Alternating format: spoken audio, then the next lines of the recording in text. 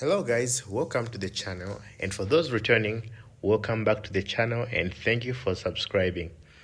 In this video, we're going to be looking at identifying new mothers that do not have enough milk, and new mothers that do not want their kids to feed off them, and also kids that are unable to feed off their mothers and what to do.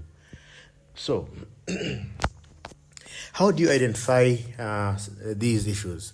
You identify these issues by observing your new mothers on how they treat their kids. So, some mothers that have never had kids before will have challenges in feeding their kids. Hence, you will see them trying to get away from their kid when they try to feed. So this one is pretty easy. When you notice something like this is happening and the kid still wants to feed, or you can try to hold down the mother. So you just hold the mother's rear legs and the front legs to allow the kid to feed. If that works, then that's awesome. If that does not work, then you may have to get milk off the mother and feed it to the kid. So that's the first thing. Then the other issue is there are kids that might not be able to feed right away due to the fact that they haven't learned yet, or they're just having challenges feeding. So again, by observing the mother and the kid and the behavior of the kid on whether it's able to feed or not, if it's not, then you have to use a bottle. So you try to get the milk from the mother, put it in a bottle, and feed it. Yeah. So it's also important to make sure that with the new kids, make sure that they are able to get the yellow milk or the colostrum from the mother within the first 24 hours of their birth. It's really important that the kids get about 10% of their body weight of that colostrum milk in the first 24 hours. So again, if you notice that the kid is not able to get milk, ensure that you are able to find a way of making sure that you get that first milk from the mother into the kid. It's really important. Also, what is important is make sure that you are feeding your kids the right quantity of milk. So once the first 24 hours have gone by and they've had the colostrum, and you realize that these mothers just don't have enough milk to feed the kids, then at this point now you have to go to multi-milk or replacement milk or supplement milk.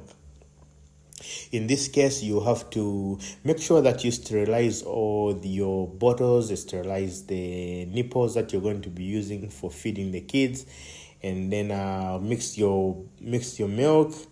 For new kids, for me, what I do is we make sure that the kids have we try to weigh the kids just to have an idea of what the weight is, and then give them milk that way. We try to give so for the new kids, if they are small, less than 2 kgs, we want to give them about 120 meals to feed on per sitting. So, and for the new kids, we feed them about 4 to 5 times in the first 1 to 2 weeks. And then from there, we increase the milk according to the body weight, and then reduce the number of times. Instead of 4 or 5, we reduce to 3 to 4 times a day. And then it's also really important to be consistent when you give this milk. Ensure if you're giving the milk in the morning, afternoon, late afternoon, and evening, if you're giving 4 times, ensure that you are giving the milk at the almost exact times, and also the right amount of milk. So we have experienced this before, and if you overfeed your kids, they will end up constipated, or they will end up having diarrhea as well. And that's why it's really important to ensure that you're not overfeeding your kids, and you have the right quantities of milk, and also you have the time set for feeding. So again, once the kids are over 3 to almost 4 weeks, you don't really you don't really have to seriously or strictly restrict the amount of milk at that point, because they will stop when they are full, right? But when they are still little kids, they'll try to eat as much as they can, or you keep forcing them to drink. But if you overdo it, they'll get constipated or they will get sick. Let's see what else. Okay.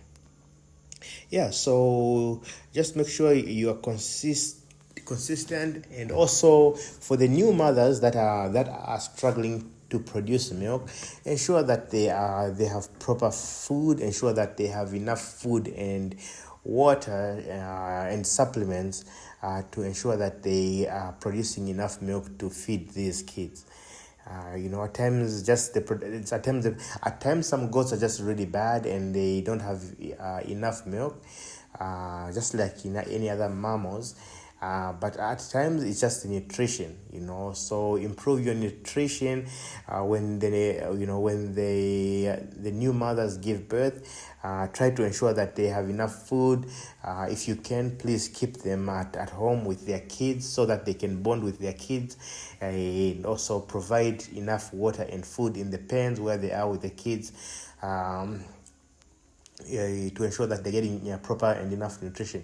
I know it's not really possible for lots of people to have these mothers stay home for a couple weeks, but if it's within your power, within your ability, please ensure that you keep them at home, feed them, and watch your kids grow. I know there might be informational gaps in here. You can do more research on what I haven't covered. But I do really appreciate you guys watching my videos and coming to my channel and subscribing. Thank you so much. This is my last video for 2023. It's been an amazing year. In the last month and a bit, the numbers of subscribers have just continuously been going up and up, and I really appreciate that, guys. Thank you so much for subscribing, and we hope to continue this in the year 2024, and wishing you all the best of 2024. And for you that are starting out new farms and new projects, good luck to you. It is lots of fun, lots of challenges, but also exciting. Thank you, guys. Really appreciate all your support that you've been giving. Happy 2024, guys. Thank you so much. Bye now.